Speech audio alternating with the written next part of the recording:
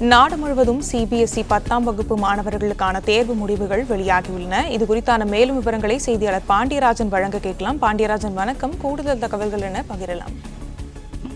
பாடத்திட்டத்தின் கீழ் 10ஆம் வகுப்பு மற்றும் 12ஆம் வகுப்பு பொதுத் தேர்வு எழுதிய மாணவர்களுக்கான தேர்வு முடிவுகள் தற்போது வெளியாகிருக்கிறது. இன்று காலை 12ஆம் வகுப்பு மாணவர்களுக்கான தேர்வு முடிவுகள் வெளியாகிற நிலையில் தற்போது 10ஆம் வகுப்பு எழுதக்கூடிய மாணவர்களுக்கான அந்த தேர்வு முடிவுகள் வெளியாகிருக்கிறது.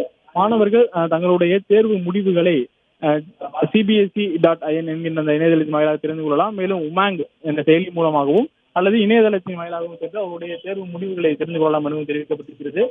குறிப்பாக இன்று காலை 12ஆம் வகுப்பு தேர்வு முடிவுகள் வெளியாகக்கூடிய நிலையில தற்போது 10ஆம் வகுப்பு பொதுத் தேர்வு எழுதக்கூடிய சிபிஎஸ்இ பாடத்திட்டத்தின் கீழ் இந்தியா முழுவதும் இருந்து அந்த பாடத்திட்டத்தின் கீழ் தேர்வு எழுதக்கூடிய மாணவர்களுக்கான தேர்வு முடிவுகள் சற்று முன் வெளியாகி இருக்கிறது.